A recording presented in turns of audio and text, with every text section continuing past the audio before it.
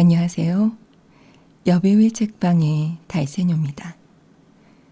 오늘 달세뇨가 읽어드릴 책은 스노우 폭스 북스에서 펴낸 인생 정원입니다. 현재 한국인이 가장 많이 살고 있는 주거 유형은 아파트라고 합니다. 땅이 좁고 인구 밀도가 높은 것도 이유겠지만 거주의 편리성 때문이기도 할 텐데요. 하지만 그럼에도 정원이 있는 주택에서의 생활을 꿈꾸는 분들도 분명 있을 겁니다. 저도 그렇거든요. 아마 그것은 산과 들, 강과 나무, 꽃과 연못 같은 자연의 충만함 속에서 우리는 세상에서 받은 상처를 치유하고 앞으로 나아갈 수 있는 힘을 채울 수 있어서가 아닐까요? 오늘 읽어드릴 인생 정원은 서울대 환경조경학과 교수이자 문화재청 문화재위원이기도 한 이 책의 저자인 성종상 교수가 헤르만 헤세, 다산 정약용, 요한 볼프강 폰 괴테, 정조대왕 등 역사, 정치, 문화 등의 큰 발자취를 남긴 12명의 명사들의 실제 정원을 직접 찾아가 과거와 현재의 모습을 300여 장의 사진에 담았습니다. 그리고 그 정원 속에서 12명의 명사들이 펼쳐나간 꿈과 생각, 그리고 소소한 일상을 살펴봄으로써 삶에서 정원이 갖는 의미를 돌아보고 이 책을 읽는 독자들의 삶에도 그것이 적용되기를 바라고 있습니다. 오늘 달세뇨는 12명의 명사 중 제가 전에 읽어드렸던 데미안, 수레바퀴 아래서의 저자 헤르만 헤세의 정원 이야기를 들려드리겠습니다.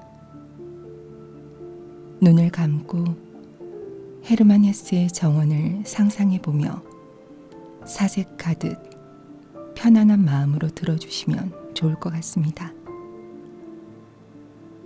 그럼 달세뇨가 읽어드리는 인생 정원 시작하겠습니다.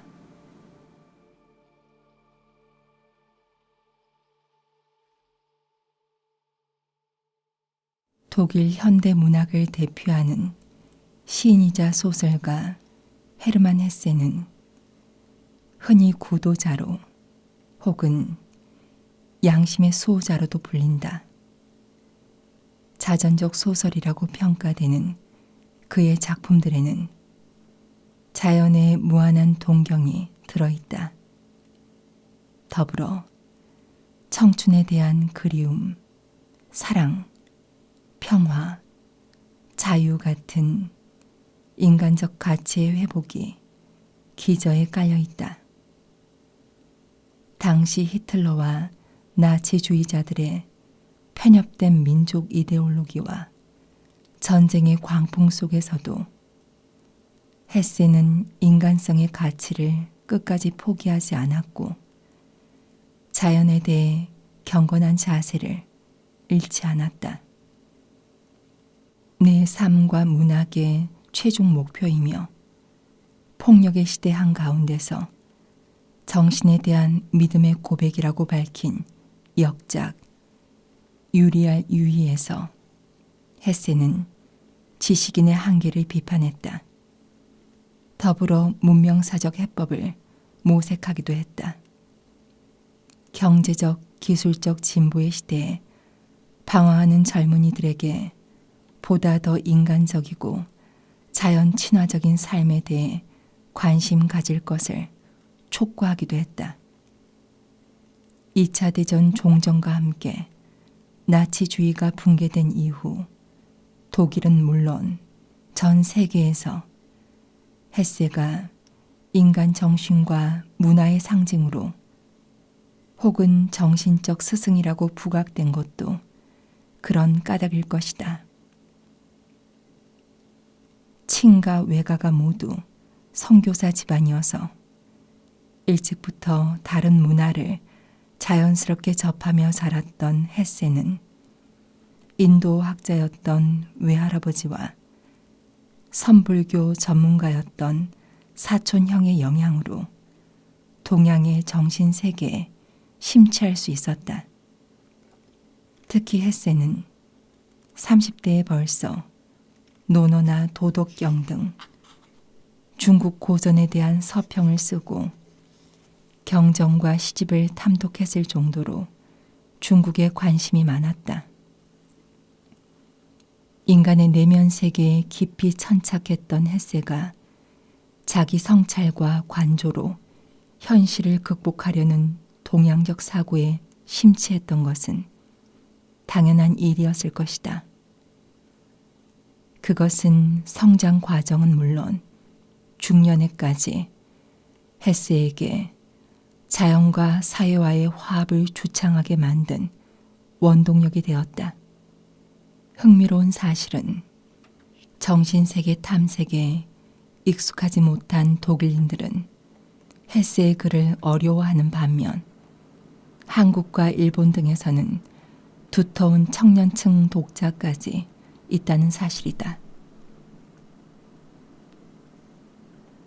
평생을 전쟁과 권력의 폭력으로부터 피해 다니면서도 헤세는 가는 곳마다 정원을 가꾸고 살았다.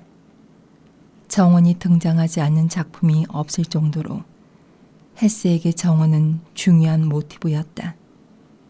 작품 속에서 정원은 대체로 어릴 적의 행복을 상징하거나 여성의 영역으로 설정돼 있다. 그 이면에는 그가 스스로 고백했듯이 어릴 적 정원에서 어머니랑 지냈던 아름다운 추억이 강하게 깔려 있다. 헤세에게 정원은 거칠고 폭력적인 억압에서 벗어나 어머니 품과 같은 안식을 취하던 곳이었다. 정원가로서 헤세의 면모는 그의 그림 정원사 헤세나 예순 직전에 출간한 정원에서의 시간에 잘 드러나 있다.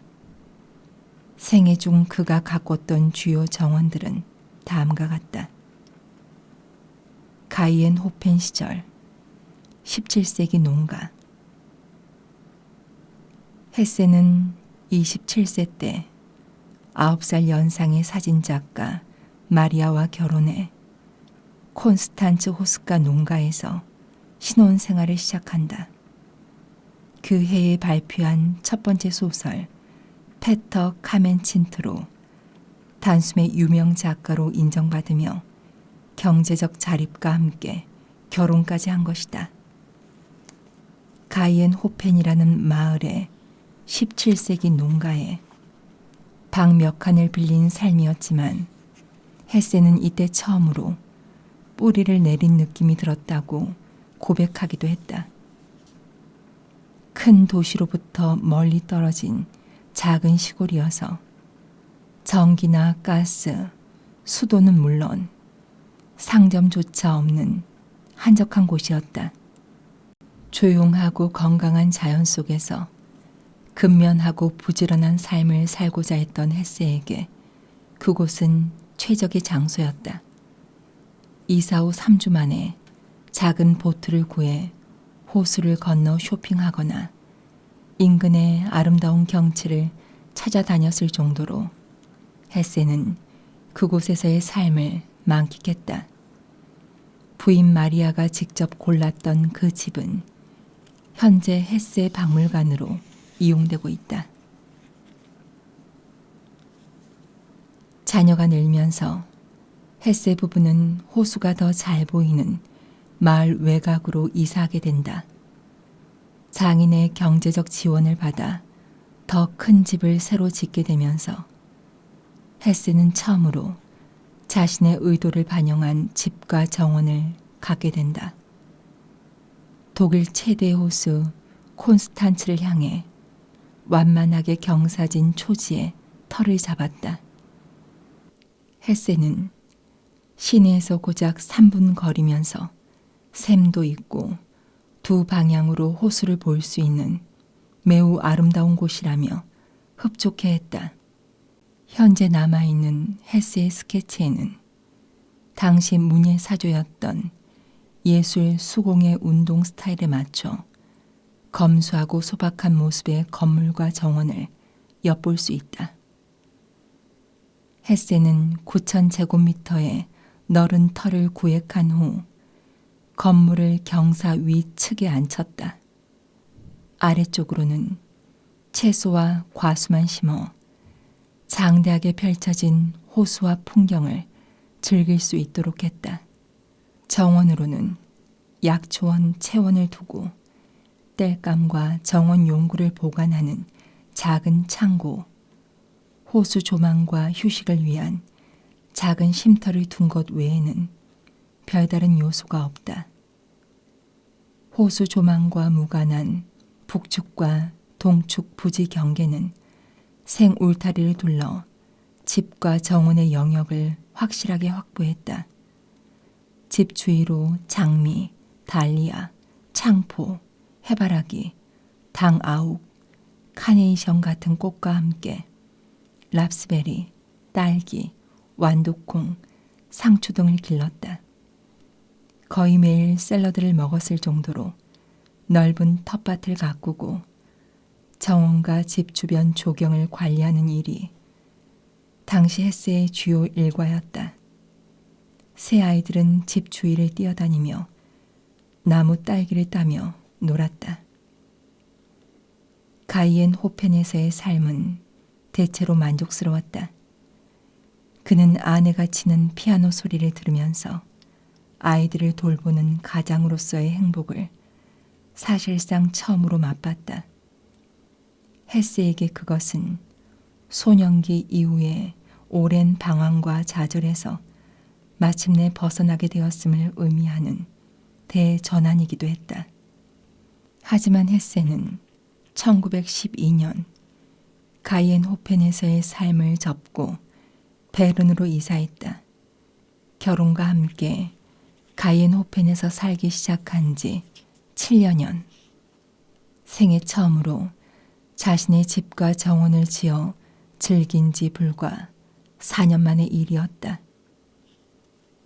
다소 의아스럽기까지 한 그 결정 이면에는 부인과의 불화, 안락한 삶에 대한 자성과 반발, 잦은 두통과 우울증, 그리고 고질적인 방랑벽의 재발 등 복합적인 요인들이 깔려 있다.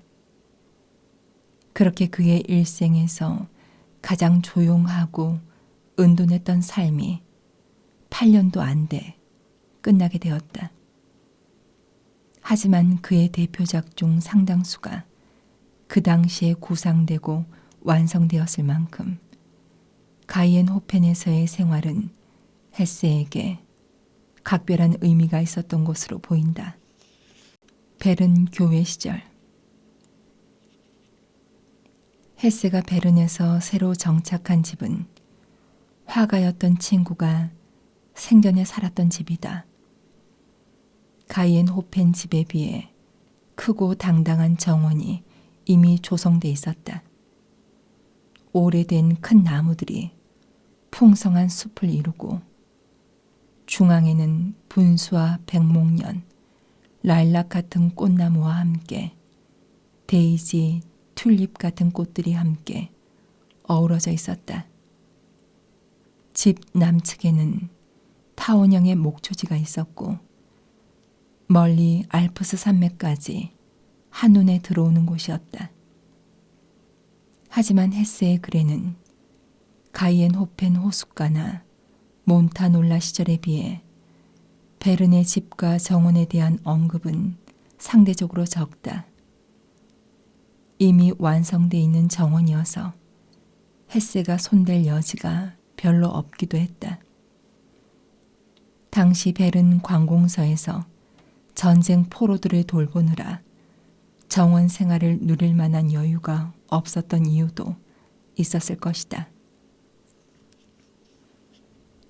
세계 제1차 대전이 터지자 헤세는 다른 젊은 작가들이 전선에서 죽어가는데 자신만 따뜻한 화롯가에 앉아 있을 수 없다며 제국군에 자원했다. 하지만 심한 근시로 입대가 거부됐기 때문에 독일군 포로들을 위한 지원 활동에 참여했다.